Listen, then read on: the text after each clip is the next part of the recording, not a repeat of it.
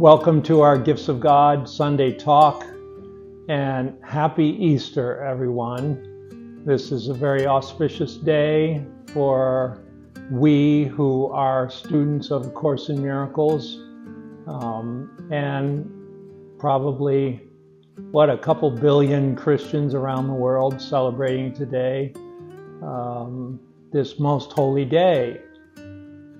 It's the day of resurrection. And I wanted to talk a little bit about that. What does it entail, this resurrection? It's kind of a miraculous event. We don't often think that you can come back from the dead, which is what Easter symbolizes, that Jesus came back from the dead, resurrecting himself into a new life, and that's pretty far-fetched, in our thinking. In our world, people die and they stay dead, right? And in this case, he died in a most painful and dramatic way. And he was buried, and then 3 days later, the story goes, he resuscitated his whole system and resurrected. And not only that, he was able to roll away this huge heavy stone that was in front of the tomb, the door, and he was able to get out of that tomb without much ado.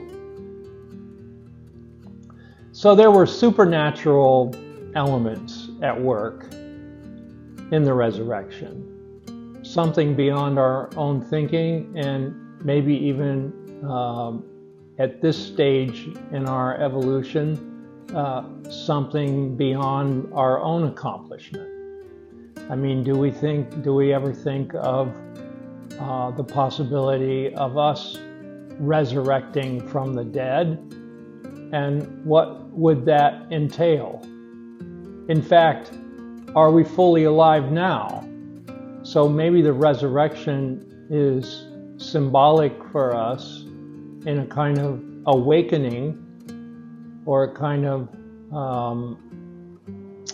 infusion of new energy that would make us more alive, more open, more wise, more loving, more our true self and less of our ego. So what would that action be like? What would that action of our own resurrection look like? Because I think we have to see things in terms of application. Like, it's not just enough to know a nice story that this man, Jesus, who was very, very pure soul, and he had a very open and loving heart for all kinds of people, and he was able to, heal the sick, give sight to the blind, and even resurrect the dead before he did it himself. At least it's accounted. Whether it's true or not, I'm not sure that really matters so much. It matters in the sense that we accept it or we reject it. So was it a true action when he raised Lazarus from the dead? Was it a true action when he raised himself from the dead? Was it a true action when he made the blind man see, made the lame man walk, made the fishermen save themselves from the storm, when he walked on water out to still the ocean? Now, all these are miraculous stories that we can either accept or reject. And the Course doesn't talk so much about them, but it does talk about this thing, forgiveness, and it emphasizes that. And I think there's a direct relationship between forgiveness, accepting the atonement, accepting who we are as God created us, and the resurrection. Like, consider this.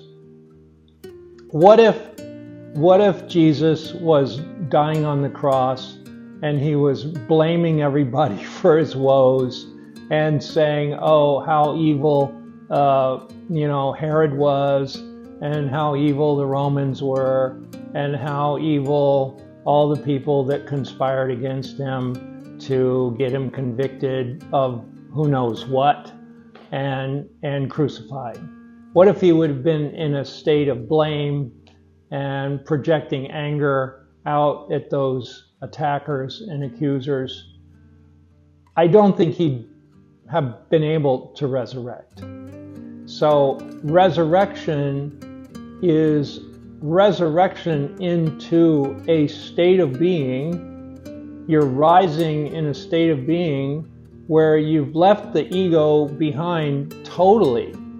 The ego being your false self, your fearful self, your self full of anger, your self full of blame, yourself full of guilt. He wasn't projecting guilt onto anyone else. He wasn't saying, oh, I'm such an innocent person and this system has sentenced me to death, and therefore they're really the guilty ones, not me. No, he wasn't doing any of that. He was just letting all things be exactly as they are, just like the Course says, let all things be exactly as they are.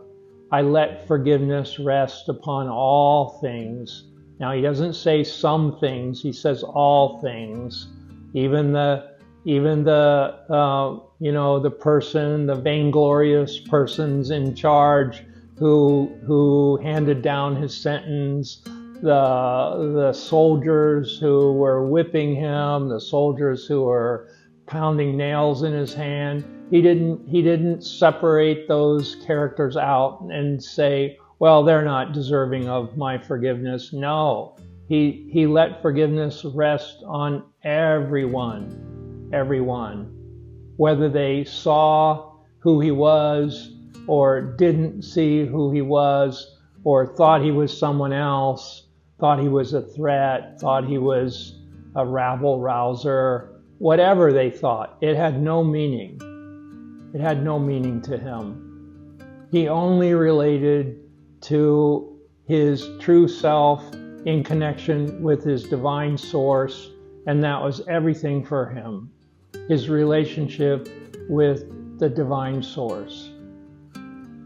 And he maintained that his entire life. So therefore, he had no attack thoughts. He had no blame thoughts. He had no guilty thoughts. Neither was he guilty, nor the people who condemned him to death, where he didn't see them as guilty either. He just saw them as creations of the same God, the same Father, the same energy, the same love. All is created out of love, and he saw that. And he saw the love in those people that were doing, mean and painful and terrible things to him. And he said, well, forgive them because they don't even know they're doing it. They're not even operating in the right mind. So this relationship with forgiveness and resurrection is what I wanted to explore today, because I think in our own life, that's very attainable. Very attainable. It's not like supernatural in the sense that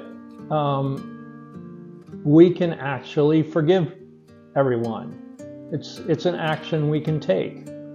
We can put our foot down and say, okay, no matter what happens, to me in my life, I'm never going to blame anyone or anything outside of myself. And furthermore, I'm not even going to blame myself for having whatever thought, whatever frequency that may attract something to me that's painful or something I don't want or something that's a problem. I'm not even going to blame myself for that. It's just a function of life. It's a function of my subconscious mind operating, creating frequencies that attract certain things. And maybe I don't always know ahead of time what I'm doing. And maybe I get some kind of a bill from the IRS that I hadn't counted on, or whatever. Something in my life that's not necessarily easy to take. It's challenging, right? So I'm not even going to blame myself for that. I'm just going to take it in stride, do what needs to be done, and move on. So this was what I was seeing. And Sandra came to me this morning and said, I think if we could just completely forgive everyone, we would be instantly healed of everything. Like it's that profound, this total forgiveness, this total being in a space of the mind that's empty, that's pristine, it's clear, it's not full of stuff, right? So we want to get to that simple place in our mind where we have some silence, we have some stillness, we have some emptiness, and that emptiness restores us somehow to sanity. Somewhere in the Course it says we need to practice thinking with God's thoughts, and part of the problem is we're thinking with the ego's thoughts, right? And that habit is kind of incessant. It's always going. It's always judging. It's always trying to find something wrong with something. It's trying to be dissatisfied. It's trying to have a problem. This kind of chatter, this kind of monkey mind. It's always going, making up something, and that distracts us. And we're distracted most of the time. So what would happen when we bring that chatter to silence? And now we're closer to thinking with God's thoughts, but then we also see God's thoughts may not be words even. They might just be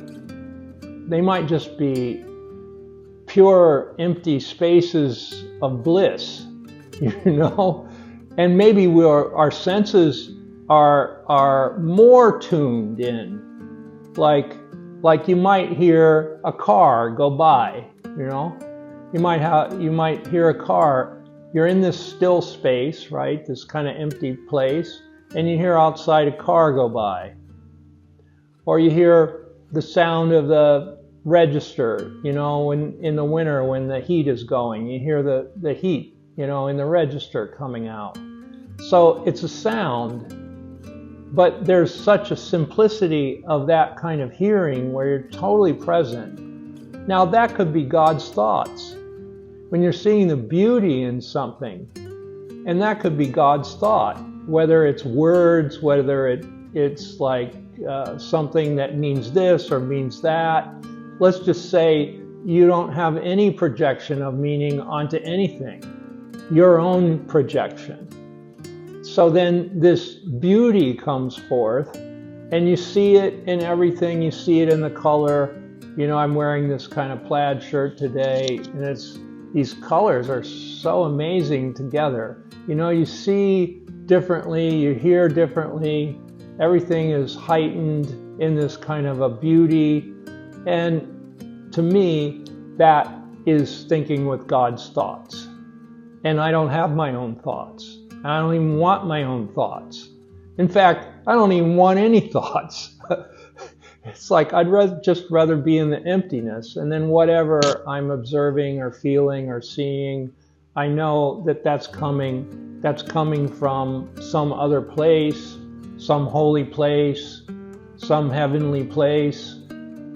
And then, oh, of course, you can't have attack thoughts, you can't have grievances, so you do have to let go of all that. You have to let forgiveness rest upon all things. I let forgiveness rest upon all things, for thus forgiveness will be given me. All right, well, what happens when you really do that? Like you put your foot down and you said, I am not going to have any grievances towards anyone or anything, especially of myself. I'm going to live in a harmonious way every day. I'm going to treat myself well and treat others well in a gentle, kind way. And I'm going to be in this space I was saying earlier of equanimity. It's like you're in this sort of middle space where nothing sort of throws you off, nothing like upsets you, even if it's upsetting to most other people. You're not upset by it. Does it affect the reality of the universe? Probably not. And just observe it, stay in the middle. Oh, and then, certain things may happen. Oh, that's a good thing, that happened. All right, well, fine. But it's like there's no difference between the thing you don't like and the thing you do like, if you're in that middle space of equanimity. And I think that's a result of when you let forgiveness rest upon all things. And in that middle state of equanimity, you have to be in that if we're going to resurrect. If we're going to resurrect from what? Well, resurrect from the past. Resurrect from all the patterns that we're used to in our life. Resurrect from all the stuff from our past that didn't work out. Resurrect from our fear of the future that things will work out. You know, we're being totally honest about where we are in this present moment with total forgiveness and equanimity, and we're in this stillness, we're in this silence, we're in this space of acceptance, and there's something very beautiful and pristine about that. And it's a kind of a heaven state. So I wanted to read this one lesson. Actually, there are 4 lessons. They're in the short, they're in the section 2 of the workbook where the lessons are only a half page. And it's like 303 to 306. 303 to 306. And these are all about the Christ, right? So the first one says, the Holy Christ is born in me today. All right, so let me just pull this up. The Holy Christ is born in me today. It's so beautiful. You know, I've often said these lessons in part 2 are like pure poetry. First of all, they're all 10 syllables long. The Holy Christ is born in me today. Perfect iambic pentameter that Shakespeare wrote in. It's probably even more perfect than Shakespeare, actually. But as far as the English language, that it has mastered the English language and come with this poetic perfection. And it's so beautiful. The Holy Christ is born in me today. Now, we think of that as maybe being Christmas, but I think that it's really more related to Easter, because the Christ is resurrecting and he's giving himself to humanity, and we are resurrecting with him. In fact, he is trying to show us that we can leave our old self behind, which is our ego, right? And that ego can come to an end or come to a, quote, death. And then what comes after that? When we're willing to let go of the ego and let forgiveness rest upon all things, then we can be born into the awareness of the Christ consciousness. And that's the resurrection. So this lesson, the Holy Christ is born in me today, is really more of a statement of Easter. It's like the resurrection of the Christ within myself. It's like the birth of the Christ within myself. It's like Christ and I become one, so to speak. We stand together, Christ and I, in peace and certainty of purpose. And in Him is His Creator as He is in me. That's a later lesson. We stand together, Christ and I, in peace and certainty of purpose.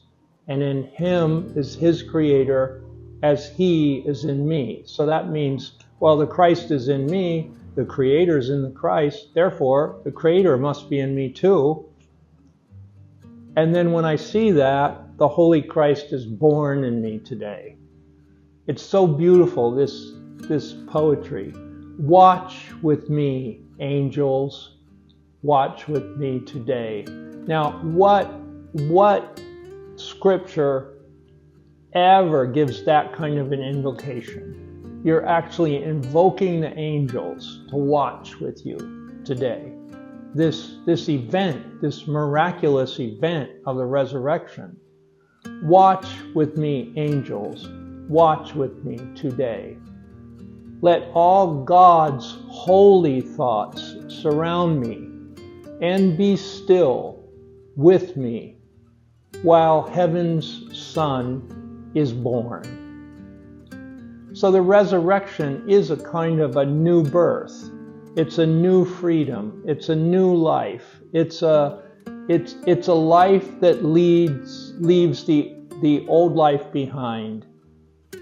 It's like the old life led us to death. The ego led us to death. And now we're seeing through it before we even die, right? We're seeing before it got the better of us and we're letting it go. But we're letting the ego go. That's a kind of a death.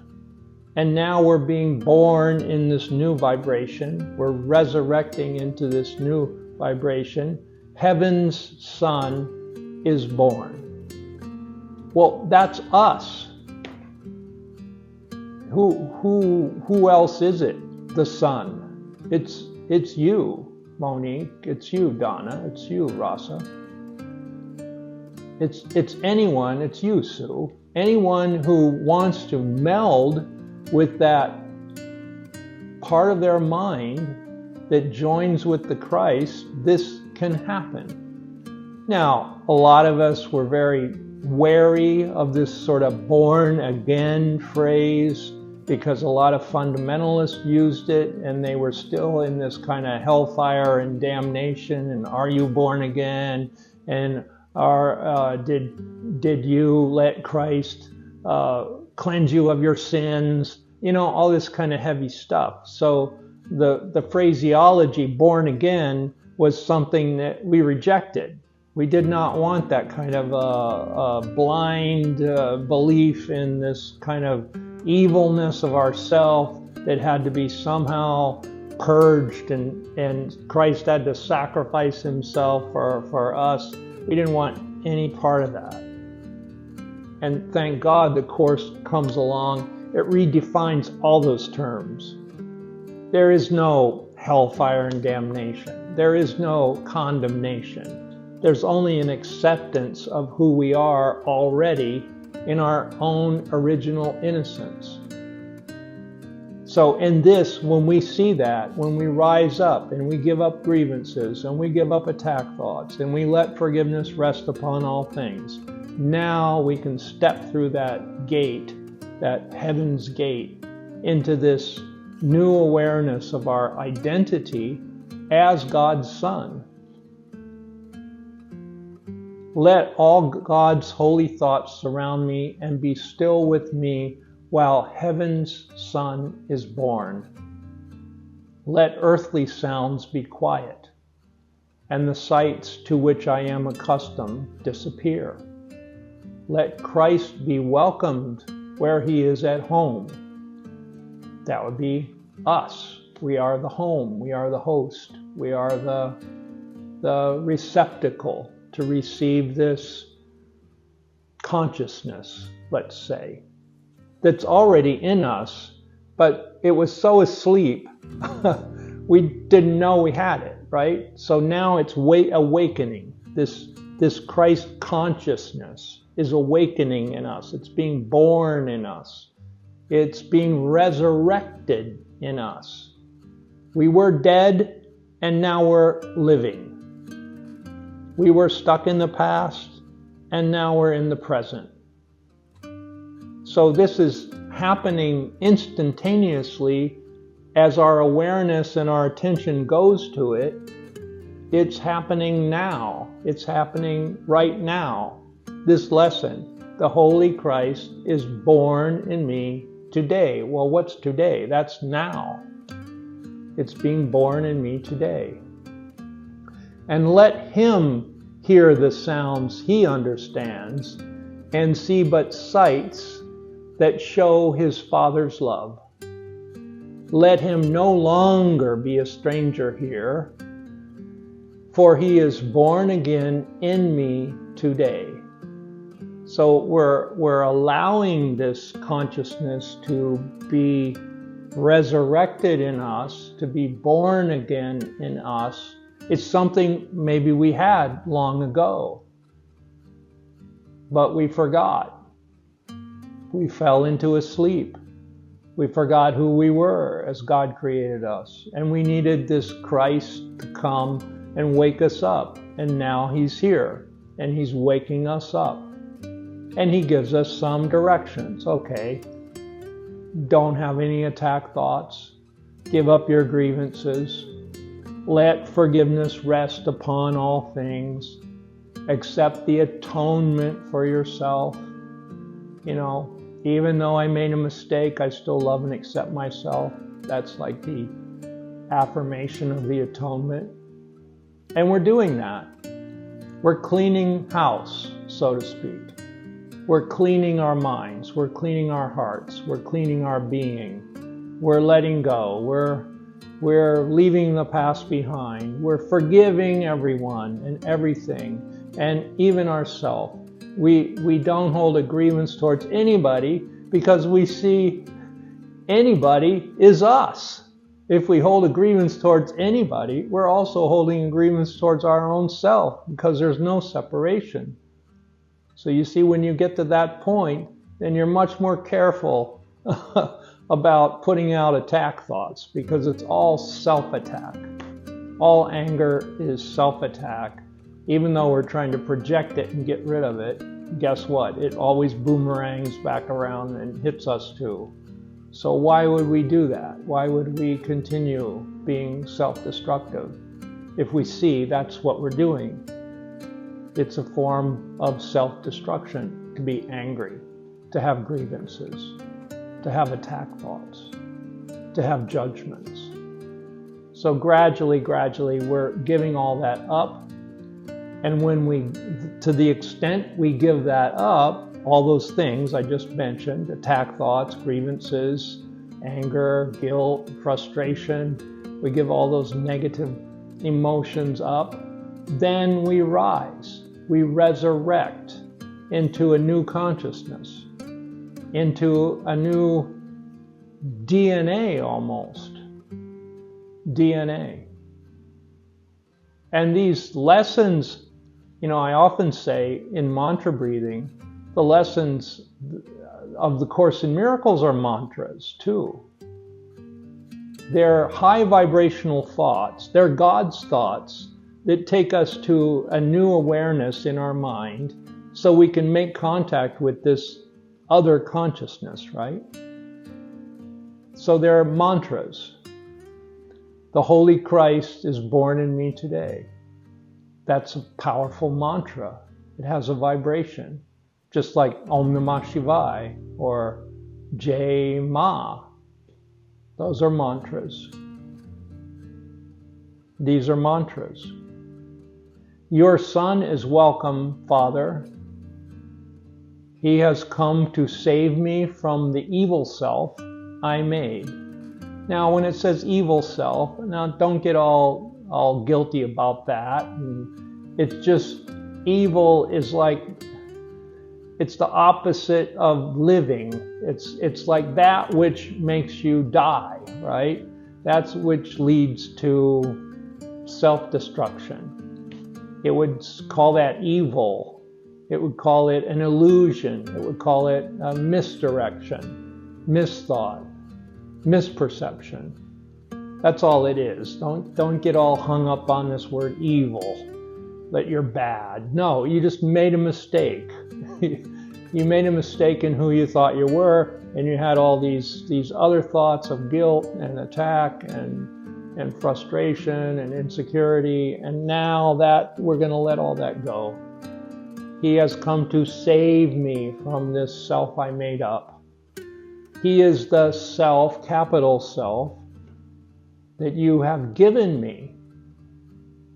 He is but what I really am in truth. Okay, that's a powerful line. The Christ is but what I really am in truth. So see, it's saying there is this Christ, and he comes and he awakens us. Well, what is it he's awakening? He's awakening the fact that you are like him. He is but what I really am in truth. My identity is the Christ, and he's coming to wake that up in me, that I am that. He's not something separate, right? He's not up on a pedestal.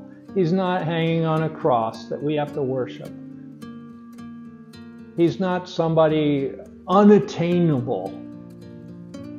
No, he's somebody inside us who is us. He is us. He is the real us. That's how he can be born in us, because he's already there. He is but what I really am in truth. He is the Son you love above all things. He is myself as you created me. He is myself as you, God, created me. It is not Christ that can be crucified. Safe in your arms, let me receive your Son, which is, let me receive my true identity. And in that acceptance of my true identity, I'm resurrected. But now, my true identity doesn't have attack thoughts. You can't say, well, I accepted my true identity, and then tomorrow go, yell at your kid or complain to your boss that he's, not doing the right thing. No, it's like you've got to see everyone as you. And they're caught in the same conundrums where we were caught in. But we don't engage in those things, We see the pitfalls and we sidestep them. There was this wonderful thing that Tara Singh always told us about problems. And he said, well, in reality, there are no real problems in life. They're only projected. The mind projects problems, right? But in life itself, there are no problems. Well, then he tells this little story. Someone went to Buddha and said, how do you solve a problem? To Buddha. And Buddha said, oh, I never get into one. How do you solve a problem? Well, I never get into one. So can we be that swift in our thinking that we never take on anything that is going to cause conflict or opposition or something problematic. Now, of course, there are things that we all have to handle in life. You know, we got to buy our plane ticket, we got to do this, we got to do that. And sometimes something comes up, oh yeah, I got the time wrong or whatever, and we correct it. But it's a simple correction. We make the correction in the moment and we move on, and we don't make it a problem. So yeah, sometimes we make a mistake and we correct it. What's the big deal? And that's what Christ would do. He would just say, well, it's not a problem. It's just, you know, I overlooked this or I overlooked that, and I went this way and I should have gone that way. Well, you change course and you go that way. Simple, solved. So solutions are always there. So this is what I wanted to talk about today, that resurrection is something accessible to us. It's a day of resurrection. It's our day of resurrection, and every day is a day of resurrection. The past is over, it can touch me not, it says, right? Well, what's the past? The past is 5 seconds ago. The past is yesterday. All the yesterdays that have accumulated with all of our discontent. Oh, that day didn't go so well. That day doesn't go so well. And we accumulate all that discontent, and then we find ourselves living in the present in a state of discontent because we haven't let go of what happened yesterday. So every day, Om Namah Shivaya, let it go. Om Namah Shivaya. It's done.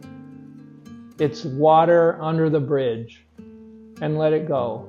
And don't hold any grievances. You did the best you could with what you had at the moment, operating in what you felt was the right thing to do. And maybe later, okay, it was something you had to correct and do differently. No problem. So it's a good day here in Washington. I've been getting up early. You know, in India, they place great emphasis in your spiritual practice. And actually, they say the best time of the day to do whatever spiritual practice you're going to do is in the morning before sunrise. So that's why when we're at the ashram, we're at Babaji's ashram, we all get up at like 4 a.m., take our bath, sit in the temple, and around 5 a.m. they put this sandalwood paste on your forehead. They call it chandan, and they give you a kum dot on your third eye. And it's a very cooling, very clearing kind of a feeling. And you notice that all through the day, you wear it until the afternoon, and then when you take your afternoon bath, you wash it off, right? But all through the day, you have this chandan, and you notice that you're much more present, you're much more aware of your surroundings, you're much more peaceful. It's a wonderful practice. And also getting up early every day, get up early, 4 a.m. And then you get in a rhythm. After 10 days of that, you get in this rhythm. And this is the first time, I think, where I felt when we got home from India, it wasn't difficult to keep the rhythm going. In fact, I wanted to do it so much. I almost couldn't wait to get up to do my spiritual practice, whatever that is. Everybody will find their own, whatever that is. And Babaji gave us this mantra, Om Namah Shivaya, and he said that when you recite that mantra, it helps to clear the mind. It helps to bring the mind to silence, to emptiness, to this state where it's open to receive God's thoughts, right? But you first have to let go of grievances, let go of concerns, let go of fears, let go of oh, what am I going to do tomorrow? And is this going to work? And is that, all that chatter. So the Om Namah Shivaya, when you repeat it on a mala a lot of times, it tends to erase what's on your mind, right? It's like you got this blackboard and it's got all these things on it, and the Om Namah Shivaya just comes and erases it all. And so that's been a very pleasurable, satisfying, calming practice that I've been doing lately. And anybody can do it, and you don't even have to be quote-unquote Hindu to believe it works. You try it for yourself. Does it really work? I mean, does this Om Namah Shivaya really have a vibration that affects my auric field, that affects my DNA, that affects my inner workings? And after a while, you do feel better as you recite it, right? And I'm sure you could do the same with A Course in Miracles lesson, I am as God created me. Just get a mala and just say, I am as God created me. I am as God created me. Say it 10,000 times in a day, and then see how you feel. I guarantee you'll feel better, you'll feel clearer, you'll feel more present, you'll be more able to keep that equanimity of that calmness in your mind, no matter what's going on outside you. I guarantee that thought will put you in a peaceful state. And who can say that's not resurrection? We're resurrecting into a new awareness. This is Easter, that's what it represents. And we can all have that every day. Every day we can resurrect into a new awareness. Whatever was yesterday is gone. It's not relevant to today. And we can be new in the present moment. And I think that's where we can respond and be a light and be a help and be a friend. We had a lady on our mantra breathing yesterday, and she was saying, my family's so busy on Easter and there's no space and they don't even have the time for me to come over. And she was feeling very kind of left out of the whole process, right? So we called her this morning and we said, hey, you already have a family, we're it. And happy Easter. And we talked she's in Denmark, right? We talked for, 30 minutes, and she had some friends coming over today. And we just had a very good chat. And it was so beautiful, to feel connected to somebody, to be a friend to somebody in a time where maybe they just need a little bit of, uplifting words. And that was it. And it was like, wow, that's what Easter is all about, is this connection. And I think that's what the gifts of God is about, that we develop a connection amongst ourselves while we're looking at these truths. And they are truths. They're profound truths being spoken, written, given to us. And let's take them in and see if we can apply them in our life and make them our own truth. Not just an idea, but an actuality. We can resurrect like the Christ resurrects. And the more we forgive, the more we're aware we are rising up, and the resurrection becomes very real to us. And then we can say, it's our truth. The Holy Christ is born in me today. The Holy Christ is born in me today. That's it. Om Namah Shivaya.